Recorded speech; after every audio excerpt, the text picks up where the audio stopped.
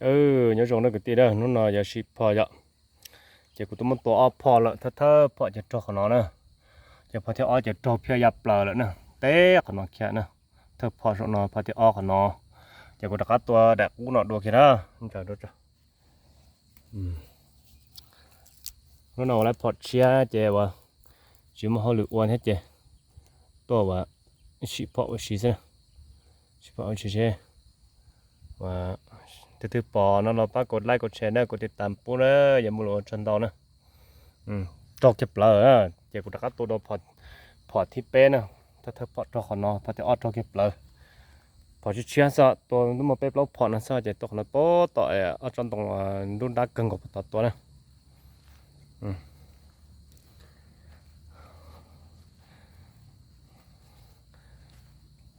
เล่นเทียนเหนียวหัวสตรงตัวนะยาหาง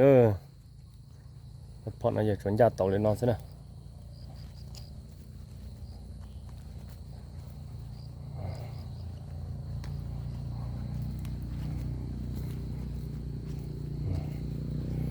ที่นั่นอย่าชอบหลานในใช้ตัวตาตอนไหนเจ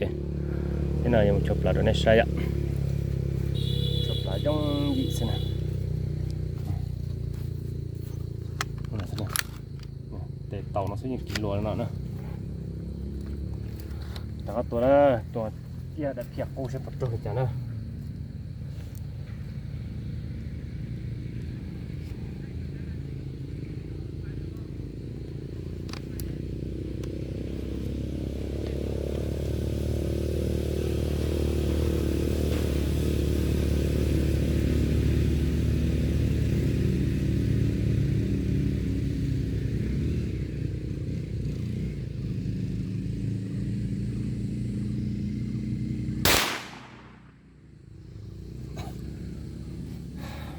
จบแล้วนะ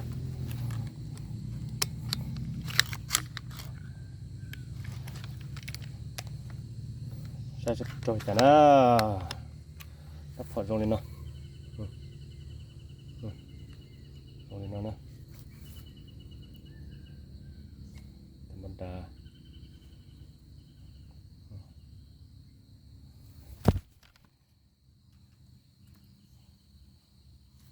ใช่ลงเลยจังนะ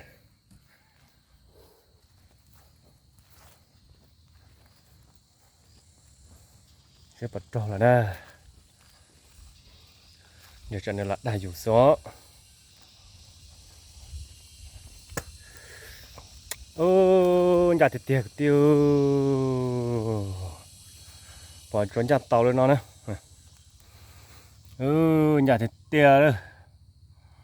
ถ้าเธอปล่อยจะจอขนอปล่อยจะอ้อนจะจอขนอเกี้ยตัวผลสิเช็ดได้ละเตี้ยปล่อยที่เป๊ะเกี้ยใช่ได้ละเตี้ยละใช่ตรงนั้นเป๊ะพอจะตัวละกูจะโอเคนะใช่ตรงจะเดี๋ยวเส้นเดินเดินนะเจออีกอย่างเดินคลิปอย่างเดินรอเราเส้นเดินเดินนะ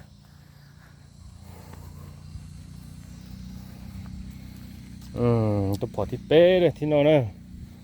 ให้ลงตัวพอที่เป๊ะนะ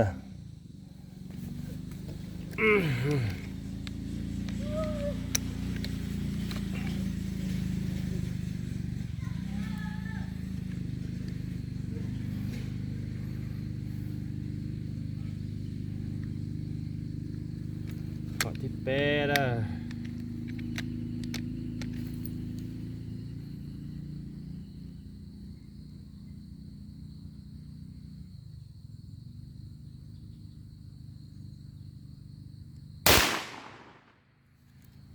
ไอ้ยาชัวร์นะพอที่เป๊ะใช่ปวดเจ้านะเนี่ยพอที่เป๊ะจอใช้ระดับชิดจอจอมแม่ในพอที่เป๊ะจอใช้เจ๊ยังโอเคเนาะเนี่ยก่อนกัดตีลูกขอมันจะหายอ๋อแต่ใช่ไหมเนี่ยจอเดี๋ยวพี่แกใช้เจ๊ยังโตเนี่ยโอเคแล้วนะอย่ารอแม่ถ้าฉันยังจอพี่แกเนี่ยเด่นจะเดี๋ยวติอยู่จอสักทีนะ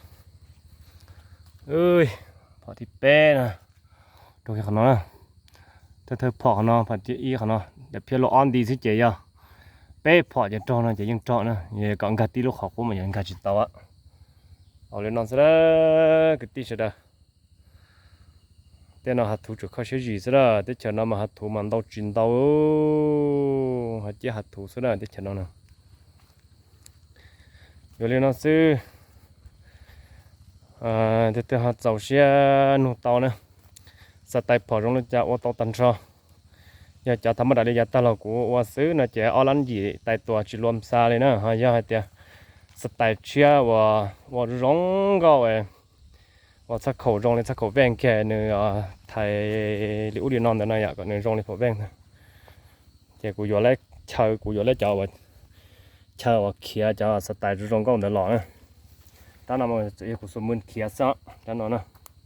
số môn kia chỉ chỗ lấy bị phê chứ thì mà lựa ra mà giờ rong gạo hàng nè thì nó sẽ là cái tí đó xin chỉตัวnè